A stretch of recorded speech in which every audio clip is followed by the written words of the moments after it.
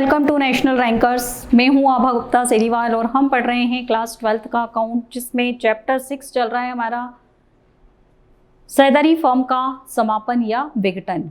इसके पहले हमने रोकड़ खाता या बैंक खाता किस तरह बनाया जाता है, उसमें क्या क्या चीज़ें लिखी जाती है ये देखा। अब हम उसका फॉर्मेट देखेंगे कि उसको हम किस तरह से बनाते हैं। रोकड़ या बैंक खाते का प्रारूप, कैश अकाउंट या बैंक अकाउंट, दोनों में से जो भी क्वेश्चन में दिया है। इसके पहले भी मैंने आपको बताया, क्वेश्चन में अगर कैश दिया है तो हम कैश अकाउंट लिखेंगे, बैंक दिया है तो बैंक लिखेंगे। टू बैंक, सबसे पहले इसका जो बैलेंस है वो हम ट्रांसफ़र कर देंगे टू बैलेंस BD करके। ये बैलेंस हमको कहाँ दिया होता है? बैलेंस शीट में असेट साइड में। कैश का जो बैलेंस होता है वो हमेशा डेबिट होता है, इसलिए आपको डेबिट में लिखना है। और अगर बैंक का बैलेंस है, वैसे तो जनरली डेबिट ही होता है, बट कभी कभी ये क्रेडिट भी हो जाता है, तो वो हमें क्वेश्चन में दिया रहता है। अगर लायबिलिटी साइड में बैंक का दिया है मतलब वो ओवरड्राफ्ट है, क्रेडिट बैलेंस है, तो उसको हम क्रेडिट साइड में लिख देंगे। इसके बाद में टू रियलाइजेशन अकाउंट, वसूली खाता से संपत्तियों की बिक्री। जो भी वसूली खाते में संपत्तियों को बेचने से जो कैश आया है वो हमको टू रियलाइजेशन करके यहाँ पर लिखना है। इसी तरह से बाय रियलाइजेशन अकाउंट, अगर किसी लायबिलिटी का पेमेंट हमने किया है तो वो बाय रियलाइजेशन करके आ जाएगा। रियलाइजेशन अकाउंट जब हम बनाते हैं तो उसमें डेबिट साइड में लिखते हैं टू कैश अकाउंट, फिर लायबिलिटीज़ का पेमेंट शो करते हैं। उसके बाद कोई भी अनरिकॉर्डेड लायबिलिटी है उसका पेमेंट करते हैं। तो वो सारी चीज़ें आपको इसमें लिखना है। और सिंपल सी बात ये है, क्योंकि ये कैश अकाउंट हम बना रहे हैं तो कैश अकाउंट का सीधा सा रूल होता है कि जितनी भी रिसीप्ट्स हैं वो सब आप डेबिट साइड में लिख दें और जितने भी पेमेंट्स हैं वो सब आप क्रेडिट साइड में लिख दें।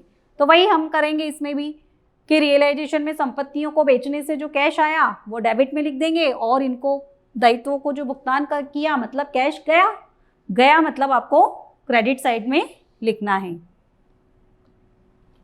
इसके बाद वसूली खाते से छूटी हुई संपत्ति, अगर कोई अनरिकॉर्डेड असेट से संपत्ति कई बार जो लिखने से छूट जाती है तो उसको भी जब फर्म का समापन होता है तो बेच दिया जाता है, तो उसको बेचने से जो कैश आएगा वो भी डेबिट साइड में लिखा जाएगा।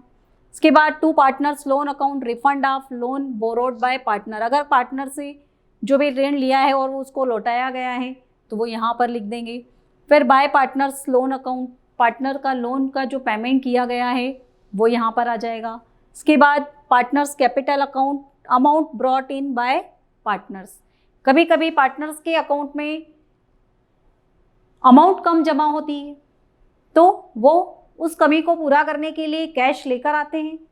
तो अगर कोई पार्टनर की जो राशि है वो अगर दी गई है तो वो यहाँ पर आ जाएगी।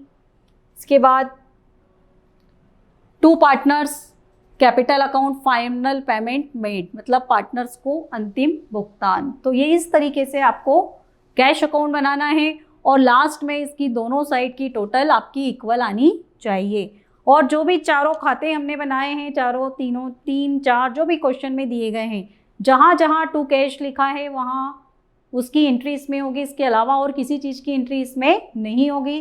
टू कैश अगर वहाँ लिखा है तो आप उसको क्रेडिट साइड में ले आइए, बाय कैश अगर वहाँ लिखा है तो उसको आप डेबिट साइड में ले आइए। बस ऐसे ही आप उसकी विपरीत पक्ष में एंट्री करने के बाद टोटल लगा दें, दोनों साइड आपकी इक्वल आएगी।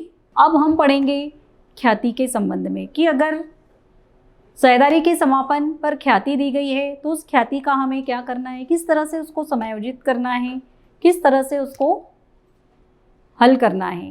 इसके लिए सबसे पहले हम ये देखेंगे कि अगर बैलेंस शीट में असेट साइड में गुडविल की राशि दी गई है तो उसे हम क्या करेंगे, रियलाइजेशन अकाउंट में जिससे बाकी संपत्तियों को हम ट्रांसफ़र कर रहे हैं वैसे ही गुडविल को भी हम रियलाइजेशन अकाउंट में डेबिट की ओर लिख देंगे। यदि चिट्ठे में ख्याति की राशि नहीं दी गई है तो फिर हमें इसका मूल्यांकन नहीं करना है, देखना ही नहीं है हमें उसकी ओर। ठीक है, यदि ख्याति से कुछ राशि प्राप्त हो रही है तो फिर उसको कैश अकाउंट के डेबिट साइड में और रियलाइजेशन अकाउंट के क्रेडिट साइड में कर दिया जाएगा। यदि कोई साझेदार ख्याति को लेने के लिए तैयार हो या फिर वो उसको खरीद ले तो संबंधित साझेदार के पूंजी खाते को डेबिट कर दिया जाएगा और वसूली खाते को क्रेडिट कर दिया जाएगा। यदि प्रश्न में ख्याति के विषय में कोई कुछ भी नहीं कहा है, कोई मतलब इसके संबंध में कोई जिक्र ही नहीं, कहीं से कहीं तक ख्याति का कोई नाम ही नहीं है, तो फिर ये मान लिया जाएगा कि ख्याति से कोई भी राशि फर्म को प्राप्त नहीं हो रही है। तो ये थे ख्याति के संबंध में कुछ समायोजन जो हमें वसूली खाता बनाते समय ध्यान में रखना है। अब देखिए, आप इससे संबंधित कुछ जर्नल एंट्रियां होती हैं। यदि पुस्तकों में ख्याति खाता खुला है तो अन्य संपत्तियों की तरह ख्याति खाते को भी हम क्या करेंगे, वसूली खाता मतलब रियलाइजेशन अकाउंट में ट्रांसफर कर देंगे। तो उसकी एंट्री बनेगी realisation account DR to goodwill account, being goodwill transfer to realisation account, ये उसका नरेशन हो जाएगा।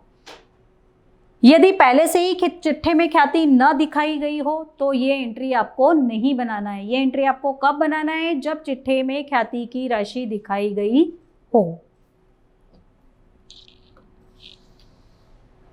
इसके बाद देखिए आप, यदि ख्याति के विक्रय से कोई रोकड़ प्राप्त होती है, कुछ नगद रुपया मिल रहा है हमको ख्याति को बेचने से, तो उसके संबंध में जो जर्नल एंट्री बनेगी वो ये बनेगी, cash oblique bank account DR to realisation account. जैसी संपत्तियों की बनती है, संपत्तियों को बेचने से जो प्राप्त राशि आती है, ठीक उसी प्रकार से आपको इसको भी करना है।